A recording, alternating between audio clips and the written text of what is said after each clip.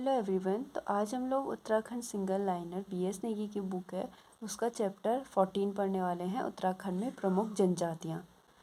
तो कुमाऊँ व उत्तराखंड जमींदारी उन्मूलन एक्ट, जो कूजा एक्ट कहते हैं, वो बना 1960 में। और उत्तर प्रदेश जमींदारी विनाश व भूमि व्यवस्था अधिनियम 1950 में पारित हुआ। उत्तर प्रदेश सरकार ने 1956 ईस्वी में कोल्टा जांच समिति का गठन किया, जिसके बाद अध्यक्ष जो थे वो थे बलदेव सिंह आर्य। 1965 ईस्वी में केंद्र सरकार ने जनजातियों की पहचान के लिए लॉकर समिति का गठन किया 1965 में। और लॉकर समिति की सिफारिश पर 1967 ईस्वी में उत्तराखंड में 5 जनजातियों को अनुसूचित जनजातियों का दर्जा मिला। और जो 2 जनजातियां हैं, राजी और बोक्सा, इनको आदिम जनजाति का भी दर्जा भारत सरकार ने दे रखा है।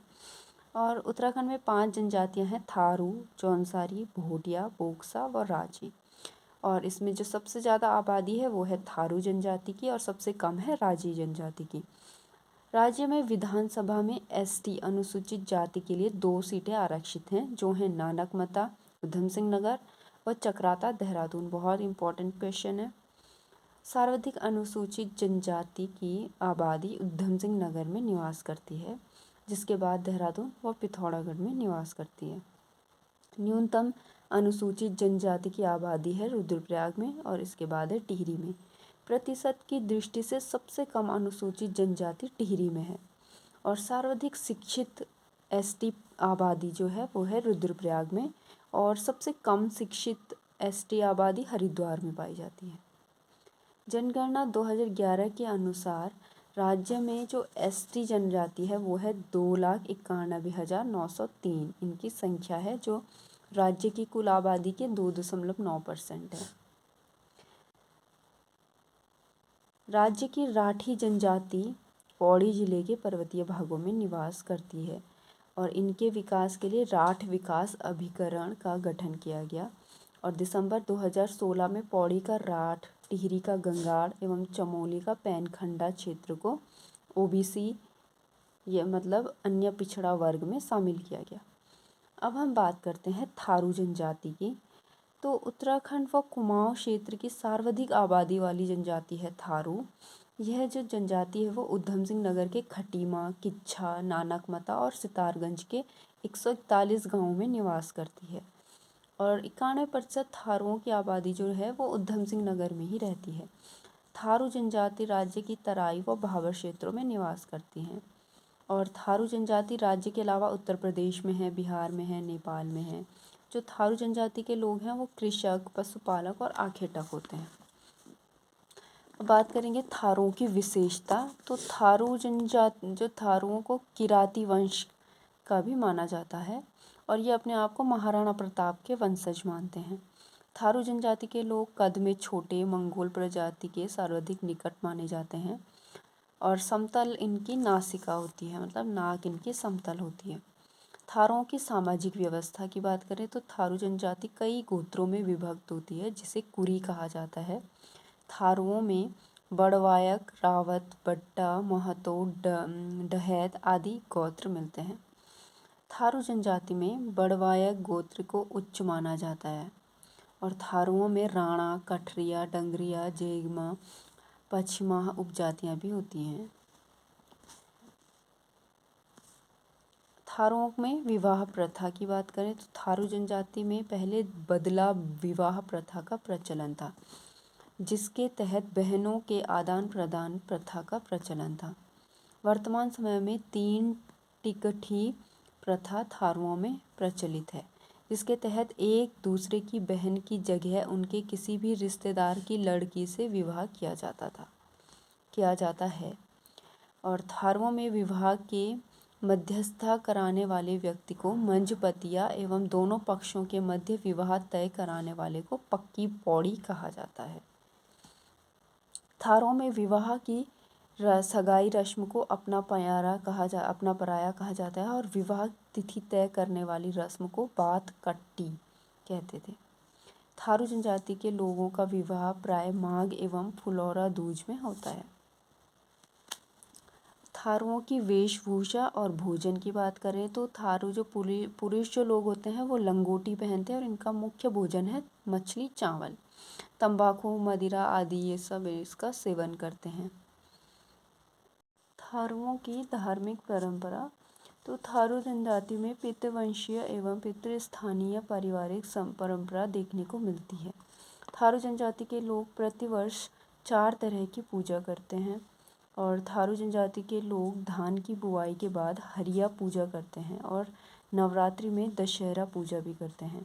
ये हिंदू धर्म को मानते हैं और इनके जो इष्ट देव हैं वो हैं खड़गाभूत एवं पछावन। थारुओं की फसल से रक्षा करती है जगमथिया देवी और ये कुछ इनके देवी देवताओं के नाम हैं। थारू जनजाति के त्योहार एवं परंपराएं। थारू जनजाति का प्रमुख त्योहार बैसाख या जेठ महीने में मनाए जाने वाला बजहर त्योहार है। थारू लोग दीपावली को शोक पर्व के रूप में मनाते हैं और इस स्त्रियों एवं पुरुषों द्वारा होली के अवसर पर खिचड़ी नृत्य यहाँ किया जाता है।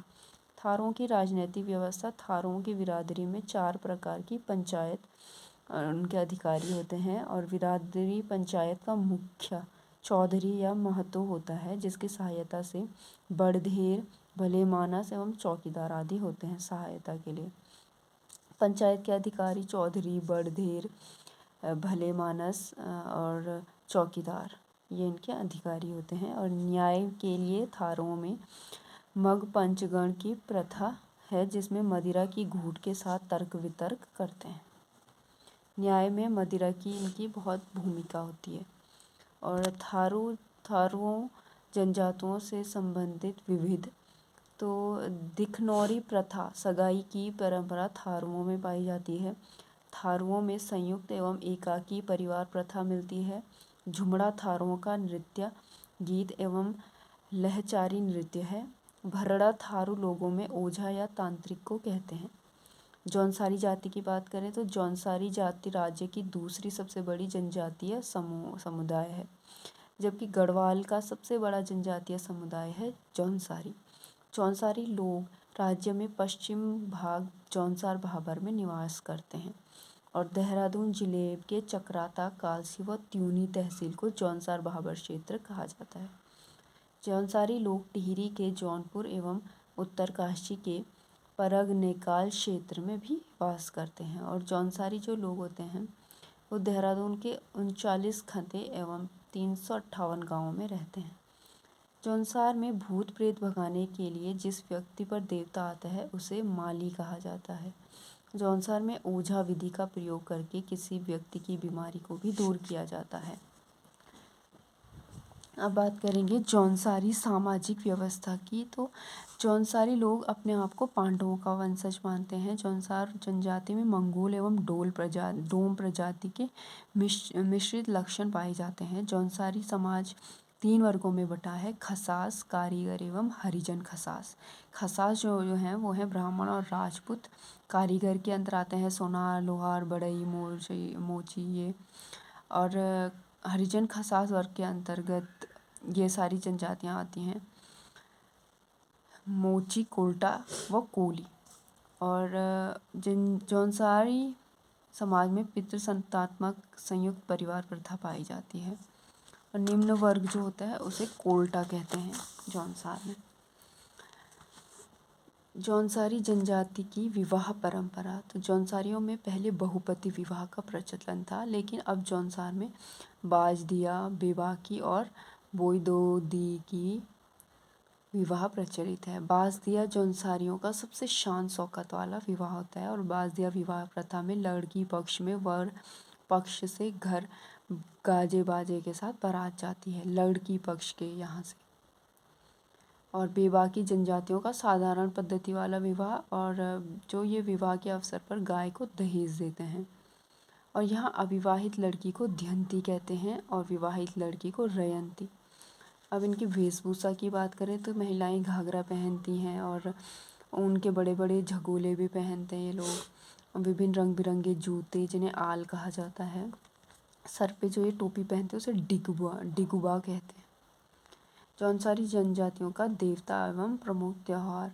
तो ये महासू देवता जो हनोल मंदिर है वहाँ का इनका प्रमुख तीर्थ स्थल है और महासू देवता को ये बहुत मानते हैं। लाखा मंडल एवं कालसी इनके तीर्थ स्थल हैं। और बिस्सू त्योहार या बैसाखी भी ये लोग मनाते हैं, बेला नृत्य करते हैं दीपावली के टाइम पे।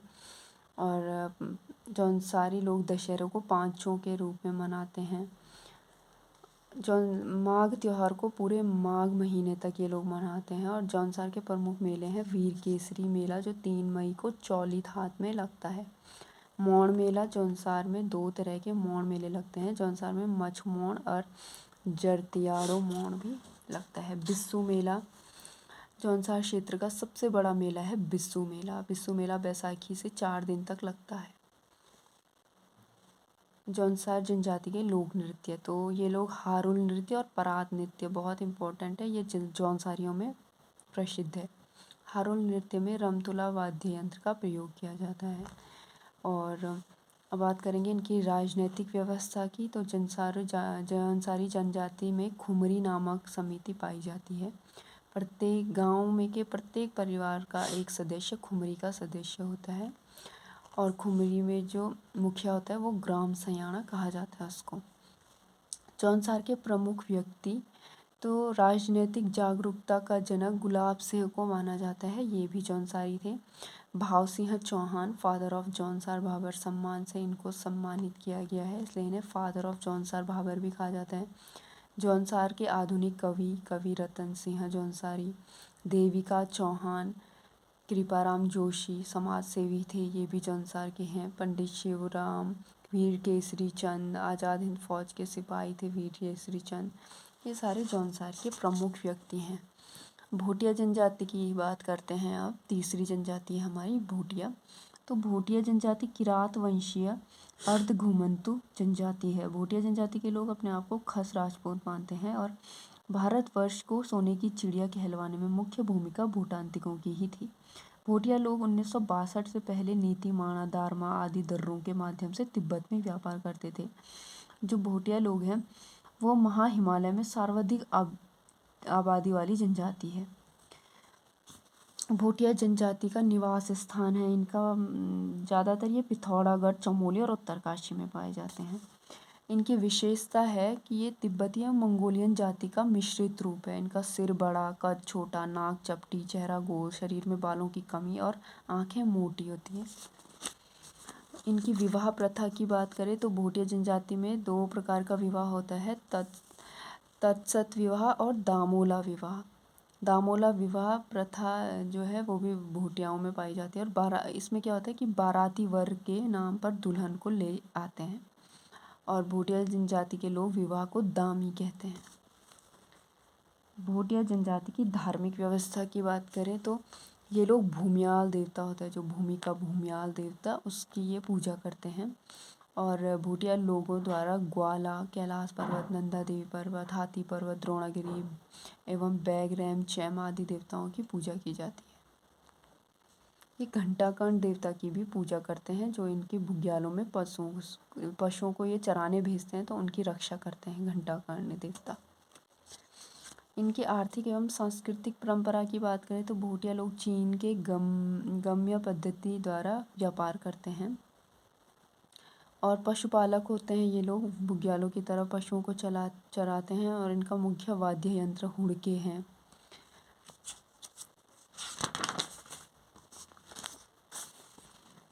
जनजाति, भोटिया जनजाति संबंधित विविध पढ़ते हैं तो जीबू गाय की भांति दिखाई देने वाला पशु का पालन भोटिया लोग करते हैं। भोटिया लोग चावल से बने भोजन को भात, छाकू भी कहते हैं।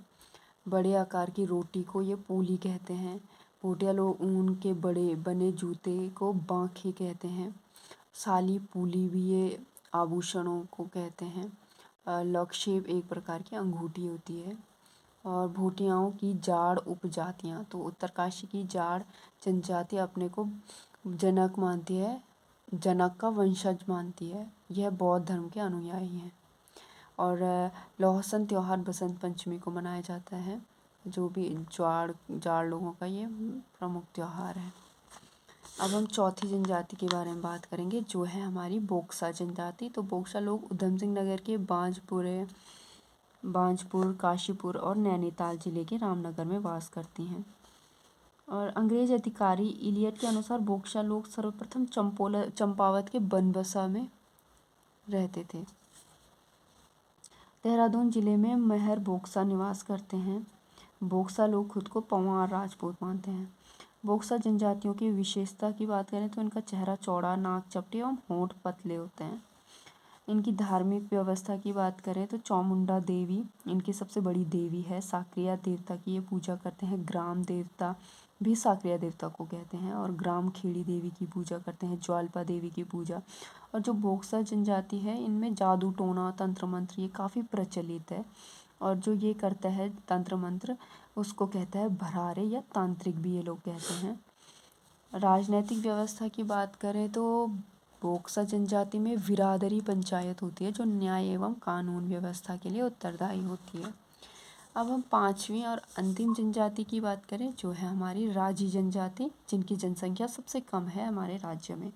राजी जनजाति के लोग पिथौरागढ़ के धारचूला, कानाली छिला, कनाली छीना, डीडी हाट विकास खंडों के 7 गांवों में निवास करती है। कुछ चंपावत और नैनीताल में भी निवास करती हैं। और इनको बनरौत मतलब जंगल का राजा भी कहा जाता है। ये बहुत कम आबादी है, हमने आपको पहले बता दिया है। कास्ट कला में ये निपुण होते हैं। राजी जनजाति के आवास स्थानों को कहते हैं रौतूड़ा। और इनकी जो बोली होती है वो होती है मुंडा। और राजी जनजाति जो है वो हिंदू धर्म को मानती है। राजी जनजातियों की विशेषता ये है कि इनमें पलायन विवाह प्रचलित है। जो विवाह करते हैं ये 2 परिवारों के बीच एक समझौता होता है।